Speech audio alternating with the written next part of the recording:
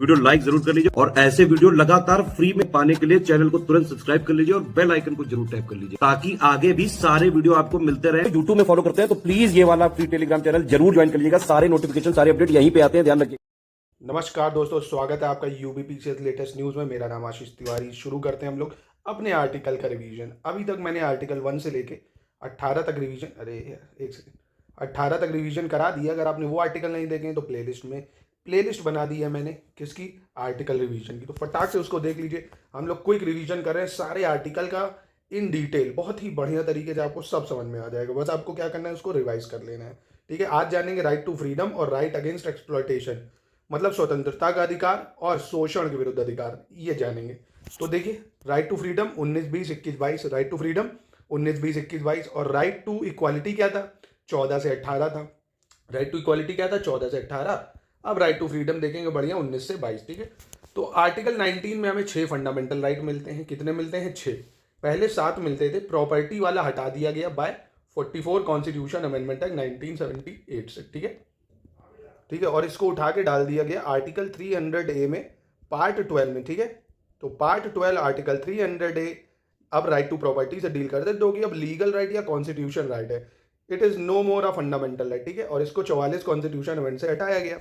तो बात आती है हमारे पास प्रेजेंटली कौन से 6 फंडामेंटल राइट हैं, चलिए देख लेते हैं। तो सबसे पहला है भैया वाक एवं अभिव्यक्ति की स्वतंत्रता, मतलब freedom of speech and expression. ठीक है, अब एक्सप्रेशन का मतलब ये नहीं है कि खिलाड़ी मैच खेल रहे हैं जाके ग्राउंड में, आप वहाँ पे उनको एक्सप्रेशन दे रहे हो खतरनाक गंदे वाले, है ना, मिडिल फिंगर दिखा रहे हो, ये सब एक्सप्रेशन नहीं। Positive expression, positive speech. Hate speech आप नहीं दे सकते, है ना, कि आप बोलने का मतलब ये थोड़ी कि आप किसी की मानहानि करो, है ना, आप किसी के खिलाफ गलत डिफेम करो। ठीक है, बोलने का मतलब कुछ भी बोलना नहीं होता, समझ रहे हो ना इस चीज़ को, पॉजिटिव बोलना। ठीक है, पॉजिटिव एक्सप्रेशन जो आपके लिए अच्छा हो, सोसाइटी के लिए अच्छा हो, हमेशा ये चीज़ ध्यान रखिएगा। तो पहला होता है freedom of speech and expression, वाक एवं अभिव्यक्ति की स्वतंत्रता। दूसरा होता है असेंबल पीसफुली, सभा करने की स्वतंत्रता। अब जैसे देखो ना, आरओ पेपर लीक है, लोग क्या कर रहे हैं बेचारे, आयोग के सामने बैठे हुए धरना ही तो दे रहे हैं शांति से, और क्या कर रहे हैं, है ना, असेंबल पीसफुली, उसमें कोई हथियार नहीं, नो वायलेंस। ठीक है, सभा करने की स्वतंत्रता। संगठन बनाने की स्वतंत्रता, टू फॉर्म एसोसिएशन। अब देखते हो ना, बजरंग दल, विश्व हिंदू परिषद, जितने भी हैं, आप एसोसिएशन बना सकते हो। एक हिंदू मतलब एक जो छात्र है उसकी भी एसोसिएशन होना चाहिए जो उनके ग्रीवेंसेस को उठाए। पेपर लीक मुद्दे हैं, कितने सारे बच्चों के मुद्दे, वैकेंसी के मुद्दे, कोई नहीं उठाता। एक कड़ी छात्र यूनियन होनी चाहिए जिसकी लीडरशिप अच्छी होनी चाहिए। ठीक है, अब लीडरशिप कोई छपरी टाइप या युवा नेता नहीं हो, नॉलेजेबल पर्सन हो जिसने यूपीएससी पीसीएस वगैरह दिए हुए हो, मेंस तक पहुंचा हो, उसको हर चीज़ पता हो, है ना, वो लीडरशिप करे, ना कि थोड़ा बेनिफिट अपना देखे वो वहाँ से, कोई पैसा वैसा ना हो वहाँ पे, फेयर हो। ठीक है, हालांकि चलिए हम लोग अपने इस पे आते हैं। Freedom of speech and expression, assemble peacefully, संगठन बनाने की शक्ति स्वतंत्रता यानी फॉर्म एसोसिएशन। दूसरा है मूव फ्रीली, संचरण करने की स्वतंत्रता। पूरे भारत में आप कहीं भी घूम सकते हो। अब कहीं भी घूमने का मतलब थोड़ी प्रधानमंत्री ऑफिस पहुंच जाओगे, मिलिट्री एरिया में पहुंच जाओगे। They all are subject to some restrictions. ठीक है, इसमें भी कुछ रिस्ट्रिक्शंस होती हैं, वो ग्राउंड आपको पता है। ठीक है, कौन से रिस्ट्रिक्शंस हो सकती हैं। निवास करने की स्वतंत्रता, to reside and settle anywhere, आप कहीं भी निवास कर सकते हैं। ठीक है, पेशा करने की स्वतंत्रता, मतलब प्रैक्टिस ऑफ एनी प्रोफेशन। अब प्रोफेशन का मतलब प्रोस्टिट्यूशनिज्म ये सब थोड़ी है, देह व्यापार थोड़ी है। प्रोफेशन मतलब जो गवर्नमेंट ने अलाउ कर रखे होंगे। ठीक है, तो ये 6 फंडामेंटल राइट मिलते हैं हमें। कौन कौन थे, speech and expression, assemble peacefully without arms, form association, move freely, reside anywhere, and पेशा करने की स्वतंत्रता यानी प्रैक्टिस एनी प्रोफेशन। ठीक है, हिंदी में बताता हूँ। वाक एवं अभिव्यक्ति की स्वतंत्रता, सभा करने की स्वतंत्रता, संगठन बनाने की स्वतंत्रता, संचरण करने की स्वतंत्रता, निवास करने की स्वतंत्रता, पेशा करने की स्वतंत्रता। ठीक है, तो आर्टिकल 9 में 6 फंडामेंटल राइट याद रखने आपको।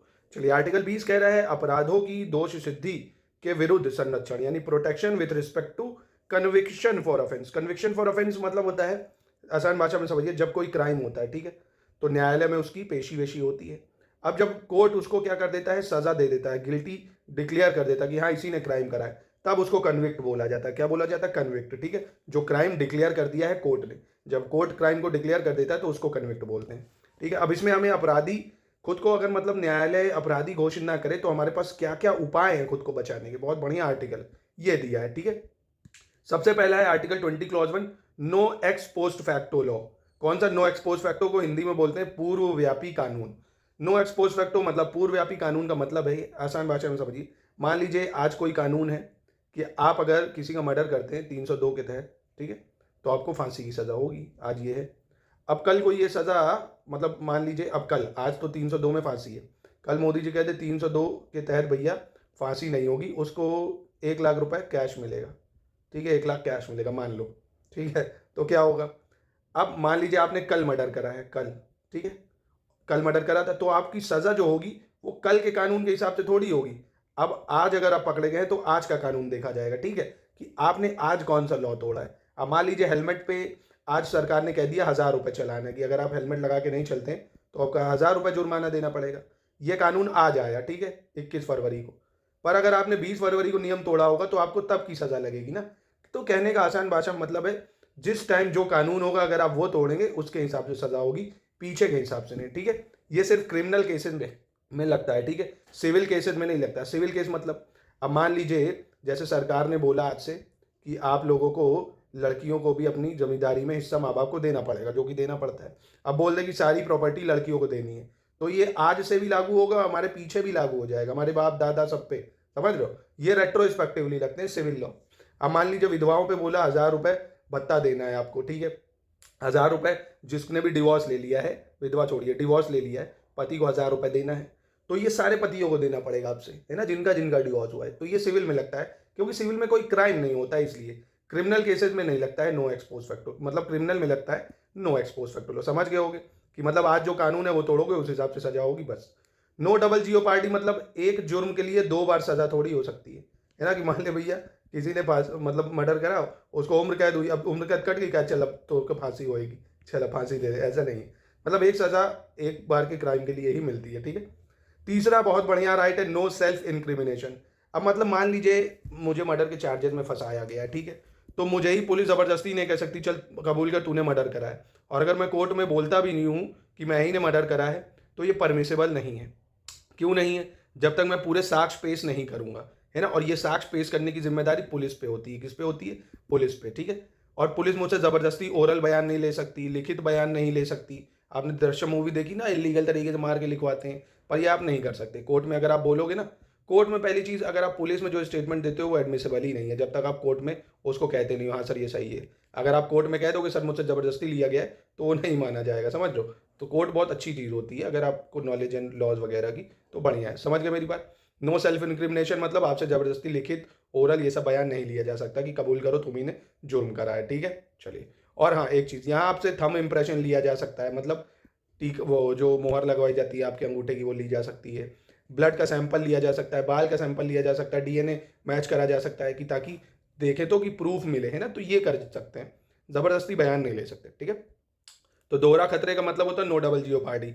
आत्म दोषारोपण के विरुद्ध अधिकार का मतलब नो सेल्फ इंक्रिमिनेशन, जो भी मैंने बताया आपको, ठीक है। चलिए भैया, बहुत बढ़िया आर्टिकल, आर्टिकल 21 क्या कहता है, राइट टू लाइफ, सिंपल। अब देखते हो ना, कोई भी भारतीय चाहे देश के किसी भी कोने में फंस जाए, सरकार उसको बचा के लाती है। क्यों, क्योंकि उसकी राइट टू लाइफ है। अब राइट टू लाइफ बड़ा वेग टर्म है, बहुत बढ़िया है। अब देखिए, अगर हमको एजुकेशन नहीं मिलेगी, ठीक है, तो हम अपना भरण पोषण कैसे करेंगे, अपनी क्वालिटी लाइफ कैसे बनाएंगे, तो एजुकेशन भी राइट टू लाइफ के तहत आती है। हमारी प्राइवेसी अगर नहीं होगी, प्राइवेसी ही जाएगी अगर, तो हमारी डिग्निटी चली जाएगी, हम समाज में मर जाएंगे भैया, फांसी कई लोग लगा लेंगे। तो प्राइवेसी भी राइट टू लाइफ में आ गया। हम अपनी मर्जी से किसी से भी शादी कर सकते हैं, क्योंकि वही हमारी ज़िंदगी है। तुम नहीं मिली तो मैं मर जाऊँगा, है ना। तो भैया राइट टू लाइफ वो भी है तुम्हारी, तो उसको पकड़ो, मतलब अपने मन से आप शादी कर सकते हो। ये कौन से आर्टिकल में आएगा, आर्टिकल 21। आप अब्रॉड घूम सकते हो, ये भी आर्टिकल 21 में आएगा। राइट टू मेंटेन डिग्निटी, अगर आपकी कोई मानहानि कर रहा है वो भी राइट टू लाइफ में आएगा। तो बहुत बड़ा टर्म है राइट टू लाइफ, ठीक है। किसी को नौकरी नहीं मिल रही है तो राइट टू लाइफ हार्म होगी, हेल्थ नहीं अच्छी मिल रही तो राइट टू लाइफ हार्म होगी, समझ रहे हो ना, समझ गए होगे, बस इतना याद रखो, राइट टू लाइफ, ठीक है। इसे भारत के सर्वोच्च न्यायालय ने क्या बोला है, मौलिक अधिकारों का हृदय, ठीक है। मौलिक अधिकारों का हृदय किसे कहा जाता है, राइट टू लाइफ, आर्टिकल 21 को, ठीक है। अब इसके तहत देखिए, राइट टू प्राइवेसी, ये इंपॉर्टेंट है, निजता का अधिकार।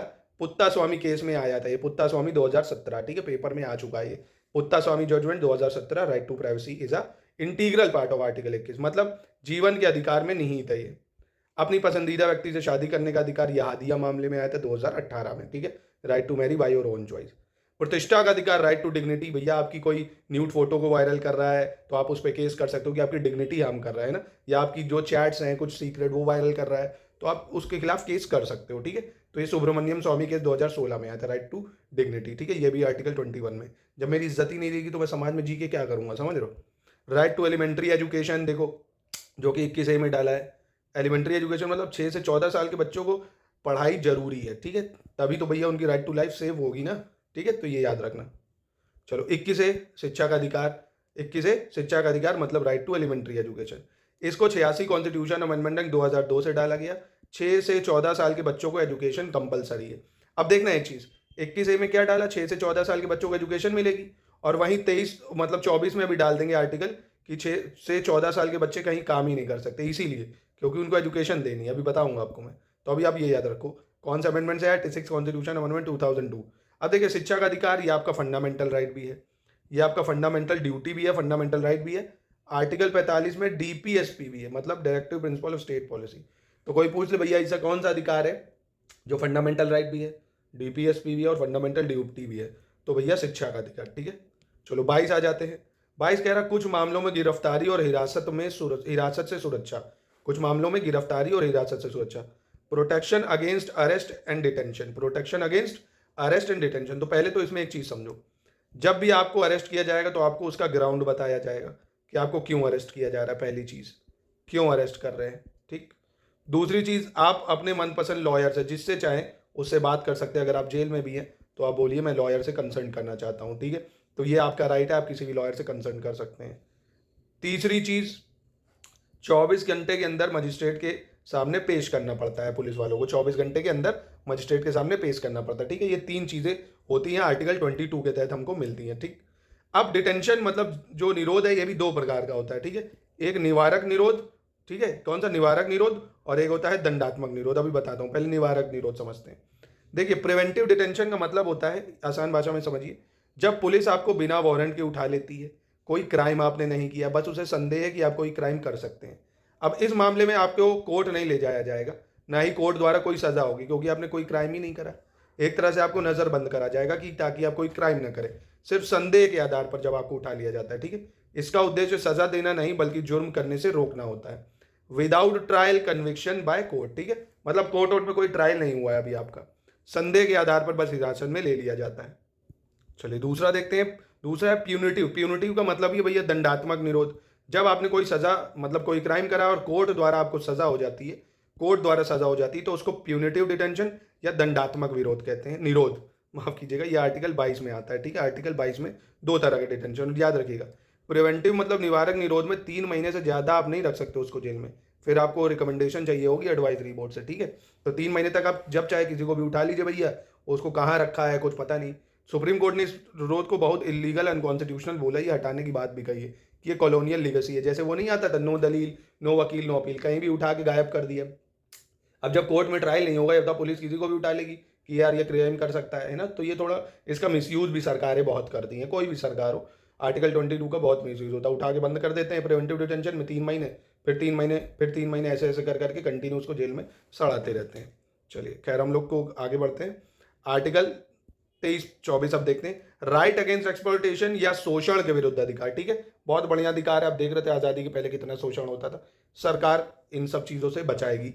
अब एक चीज और, शोषण के विरुद्ध अधिकार ये प्राइवेट से भी बचाता है आपको, गवर्नमेंट से तो बचाता ही है, मतलब स्टेट जो आर्टिकल 12 में है सरकारी चीजें, और प्राइवेट पर्सन से भी, मतलब ये नहीं कि आपको कोई आपसे काम करा ले और पैसा ना दे, समझ रहे हो, कोई आपसे ओवर काम कराए 500 रुपए दे रहा है और पूरे दिन काम कराए, है ना, तो ये सब प्राइवेट आदमी भी नहीं कर सकता है।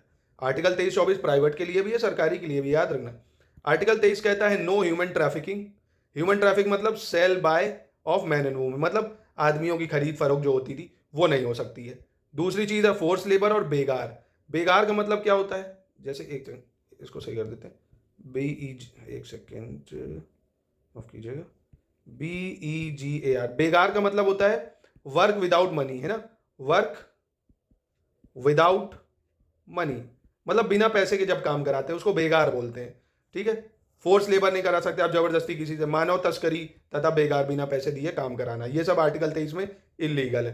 पर यहाँ भी थोड़े से एक्सेप्शन है, जैसे देखा मिलिट्री वाले अपना काम खुद ही करते रहते हैं, वो तो मिलिट्री में है, पर रोड वगैरह जो कैंटोनमेंट में होती है उनको भी बढ़िया सब किनारे किनारे साफ सफाई करते रहते हैं, अपना जो भी और काम है एक्स्ट्रा वो भी करते रहते हैं। पुलिस वाले देखिए एक्स्ट्रा ड्यूटी भी कर सकते हैं, इन सब पे एक्सेप्शन है, ठीक है, कि आपको एक्स्ट्रा काम करने को दिया तो आप एक्स्ट्रा पैसा थोड़ी मांगोगे। जैसे दंगा हो गया कहीं, अब दंगे में जाने का होगा साहब 150 रुपया लेगा, ये थोड़ी चलेगा आपका, है ना, तो ये एक्सेप्शन है, तो आपको पता ही चल रहा होगा आसानी से। आर्टिकल 24 बहुत बढ़िया राइट है, prohibition of employment of children in factories, below 14 year, 14 साल से कम के बच्चे किसी भी फैक्ट्री में काम नहीं कर सकते, क्योंकि उनके लिए आर्टिकल 21 है ना, पढ़ाई करो बढ़िया। ठीक है, अब ये अभी एक चीज़ है भैया, अगर करते दिखेगा तो कॉग्निजेबल ऑफेंस है। कॉग्निजेबल मतलब बिना वारंट के आपको अरेस्ट कर लिया जाएगा, बिना वारंट के, अगर आप चाइल्ड लेबर कराते हैं।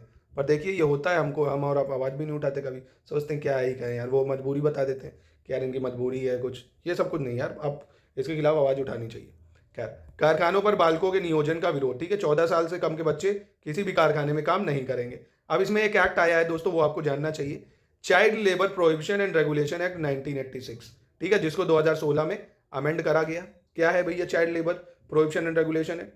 14 साल से कम के बच्चे किसी भी तरह का काम नहीं कर सकते, किसी भी तरह का, एक्सेप्ट फैमिली बिजनेस, वो भी स्कूल के बाद करेंगे। ठीक है, फैमिली बिजनेस स्कूल के बाद। पर आपने देखा यार, बाल कलाकार, ये जो डांस करते हैं, पिक्चरों में एक्टिंग करते हैं, ये सब दोस्तों आर्ट है, ये सब अलाउड है, पर वो भी स्कूल के बाद अलाउड है। ठीक है, जो बाल कलाकार है स्कूल के बाद अलाउड है। ठीक, अब सरकार ने एक नई डेफिनेशन लगा दी, एडोलसेंट, किशोर, जो 14 से 18 साल का बच्चा होता है, वो हैजार्डस ऑक्यूपेशन में काम नहीं कर सकता। और हैजार्डस की भी डेफिनेशन बदल दी, 86 पहले हैजार्डस थी, अब 3 हैजार्डस चीज़ें, जैसे माइनिंग है ना, देखा होगा ना माइनिंग वगैरह होती, कितनी धूल उठती है, सब इनके लंग्स में जाएगी तो बेचारे उनका जीवन क्या होगा। दूसरा, आपने बीड़ी ईड़ी की कंपनियां देखी होंगी, पटाखे जहां बनते हैं, एक्सप्लोजन है ना, बीड़ी फैक्ट्री है, एक्सप्लोजन, यहाँ सब काम नहीं कर सकते आप। ठीक है, चाइल्ड लेबर एक कॉग्निजेबल ऑफेंस है, बिना वारंट के आपको अरेस्ट कर लिया जाएगा, विदाउट वारंट अरेस्टेड। ठीक है, याद रखिएगा इसको। तो चाइल्ड लेबर क्या है भैया, कहाँ से प्रोटेक्शन मिलती है हमको? आर्टिकल 23 से मिलती है। कहाँ से? माफ कीजिए, आर्टिकल 24 से मिलती है, आर्टिकल 24 से। और आर्टिकल 23 से no human trafficking, force labour पे बैन है। 19 से 22 मेरा पूरा फंडामेंटल राइट है। 19 क्या कहता है? राइट टू फ्रीडम, मतलब राइट टू फ्रीडम में तो 1922 है। 19 में मुझे 6 फंडामेंटल राइट मिल रहे हैं। 20 में मुझे अपराधों की दोष सिद्धि के विरुद्ध संरक्षण यानी protection with respect to conviction for offence. 21 मेरा राइट टू लाइफ है, और 22 मेरा protection against arrest and detention. ठीक है, 23-24 भी बता दिया, एडोल्सन भी बता दिया। दोस्तों एक चीज और देख लीजिए, सिटीजन, नॉन सिटीजन। ठीक है, सिटीजन को सारे ही फंडामेंटल राइट अवेलेबल, उसको तो सभी मिलेंगे, पर जो नॉन सिटीजन है, फॉरनर है, उसको सिर्फ आर्टिकल 15, 16, 19, 29, 30 मिलता है। ठीक है, मतलब ये नहीं मिलता, माफ कीजिएगा, बाकी सारे इसको भी मिलेंगे, जैसे आर्टिकल 21 राइट टू लाइफ, इसको भी मिलेगा, प्रोटेक्शन अरेस्ट और डिटेंशन के खिलाफ इसको भी मिलेगा, है ना। पर 15, 16, 19, 29, 30 इसको नहीं मिलेंगे। अब 15 क्या था? Discrimination, religion, race, caste, sex और प्लेस ऑफ बर्थ पे। 16 क्या था दोस्तों? Equality of opportunity in matter of public employment, अब इसको एम्प्लॉयमेंट थोड़ी दे देंगे। 19 अभी बताया 6 फंडामेंटल राइट, 29, 30 जो माइनॉरिटीज के राइट है वो, है ना, तो ये इसको नहीं मिलेंगे। याद रखना ये बहुत इंपॉर्टेंट है, 15, 16, 19, 29, 30। ठीक है, तो दोस्तों वीडियो कैसा लगा कमेंट में जरूर बताइएगा। नेक्स्ट वीडियो में मिलेंगे, अब राइट टू रिलीजन के बारे में जानेंगे।